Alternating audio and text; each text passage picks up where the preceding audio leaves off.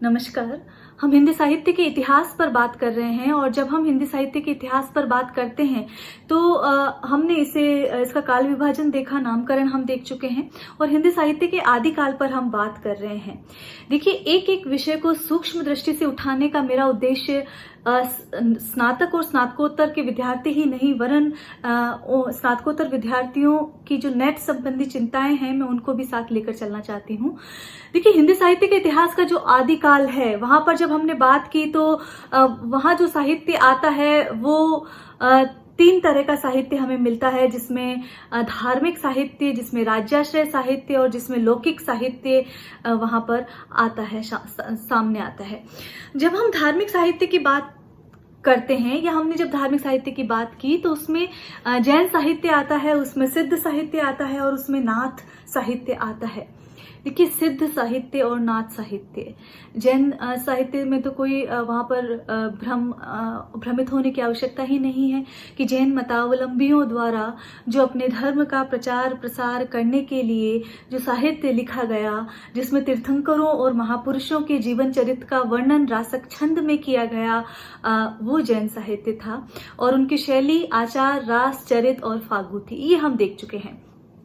जब हम सिद्ध और नाथ संप्रदाय धार्मिक साहित्य में, ये दो और साहित्य बचते हैं, तो जब हम सिद्ध और नाथ साहित्य की बात करते हैं तो हमने यह जाना कि बौद्ध धर्म से सिद्ध और नाथ जो हैं उनकी विकृतियां हैं एक तरह से, सिद्ध और नाथ संप्रदाय।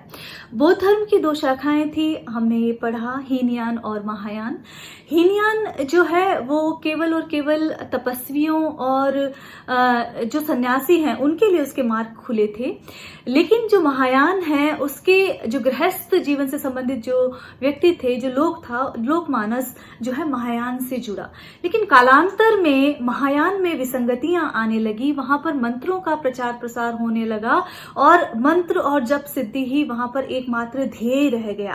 तो जब ये चीजें आई तो मंत्रयान फिर दो भागों में बटा, जिसे वज्रयान और सहजयान कहा गया।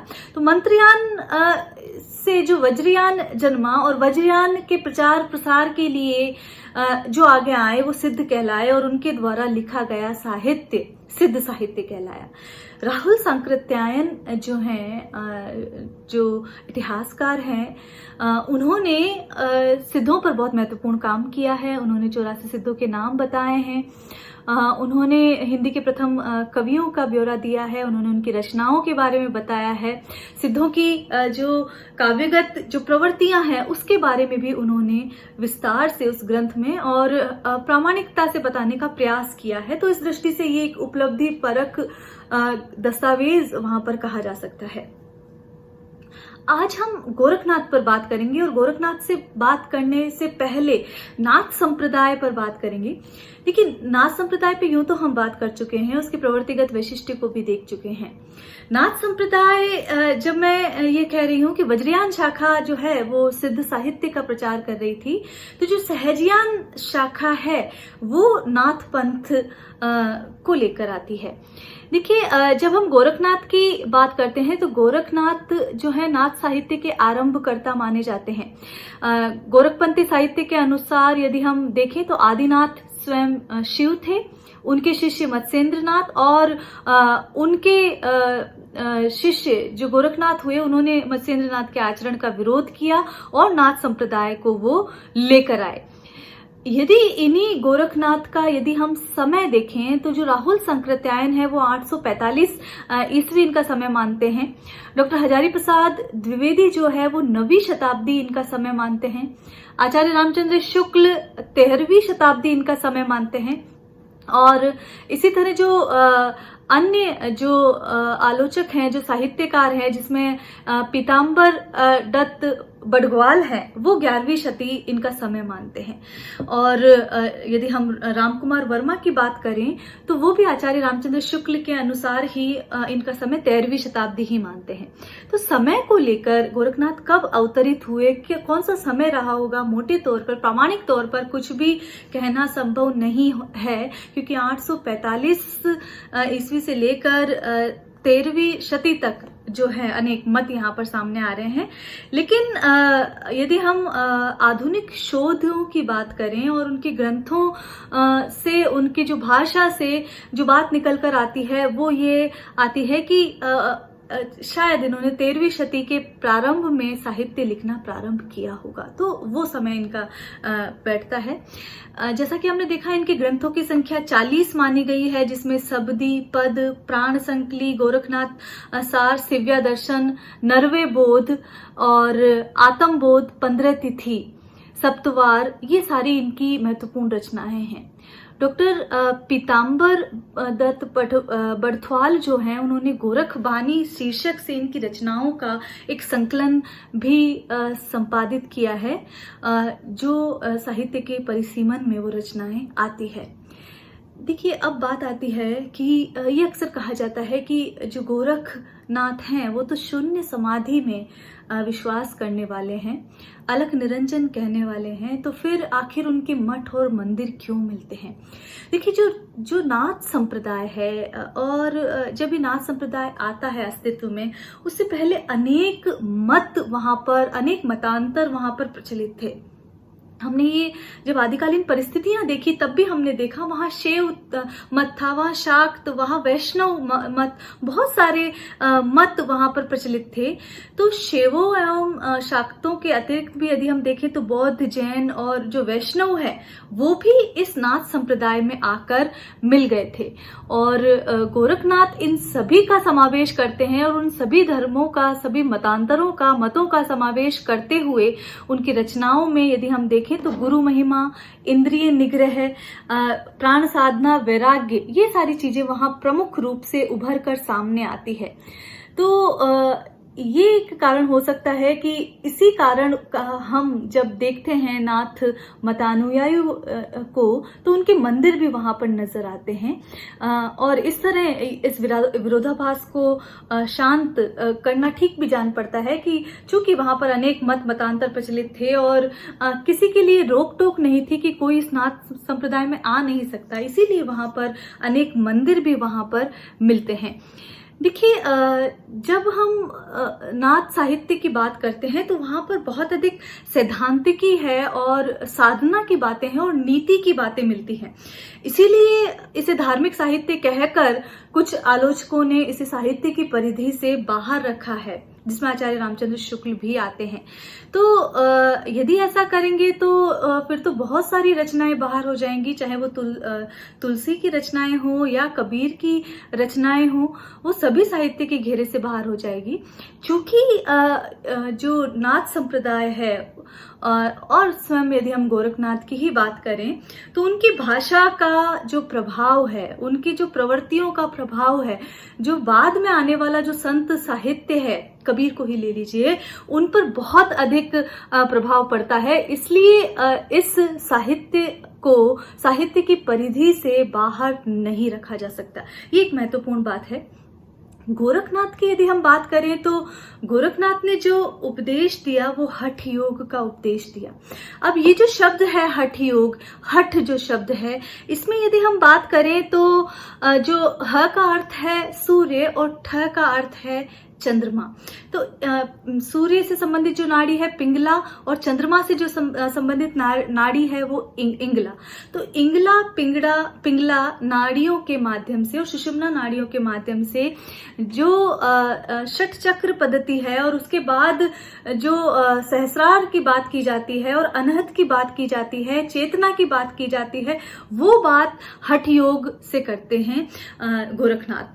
तो ईड़ा और पिंगला, सूर्य और चंद्रमा के योग को हठ योग उन्होंने कहा है, जब उसका समन्वय जहां पर हो जाता है और जो समाधि अवस्था में जो साधक है वो पहुंच जाता है, उसकी बात गोरखनाथ करते हैं। तो गोरखनाथ जो पहल जो षट चक्र वाला जो योग मार्ग है वो हिंदी साहित्य में लेकर आते हैं और वो कहते हैं कि जो व्यक्ति, जो साधक इस मार्ग में विश्वास करता है वो शरीर और मन को शुद्ध करके शून्यत्व की स्थिति प्राप्त कर लेता है, शून्य समाधि लगाता था और वहीं से वो क्या करता था, उस ब्रह्म से साक्षात्कार करता था, ब्रह्म से जो तादात्म्य स्थापित करने का प्रयास करता था। तो उनका एक पद भी है, 9 लख पातरी आगे नाचे, पीछे सहज अखाड़ा, ऐसे मनले जोगी खेले, तब अंतरी बसे भंडारा। तो ये भंडारा वो उस आनंदत्व की बात की गई है। देखिए, हमने फिर कहा है कि जो आदिकालीन जो प्रवृत्तियां हैं वो बाद के साहित्य को कैसे न कैसे प्रभावित करती रही हैं। तो गोरखनाथ की कविताओं को भी जब हम देखते हैं तो उसका जो भाव पक्ष है वो परवर्ती संत साहित्य को प्रभावित करता है। केवल भावात्मक पक्ष ही नहीं, भाषा और छंद भी प्रभावित करते हैं। दोहा और पद शैली में लिखे हैं इन्होंने, सदुकड़ी भाषा है। चूंकि देशाटन इन्होंने भी बहुत किया था, तो स्थान स्थान के जो शब्द हैं वो इनकी भाषा में शामिल हो गए। कोई एक भाषा नहीं कही जा सकती कि किसी एक स्थान, पूर्वोत्तर या पश्चिमी, सभी भाषाओं के बोलियों के जो शब्द हैं भारतीय भाषाओं और बोलियों के, वो इनकी कविताओं में मिलते हैं। इसलिए जो गोरखनाथ की जो भाषा है या नाथ साहित्य की जो भाषा है उसे भी सदुकड़ी भाषा कहा जाता है। तो जो नाथ संप्रदाय की या गोरखनाथ की जो काव्यगत प्रवृत्तियां रही है, जो उनके साहित्य की विशेषताएं रही हैं, उसने परवर्ती संत साहित्य को कैसे न कैसे प्रभावित किया है। तो ये बात जाननी जरूरी थी।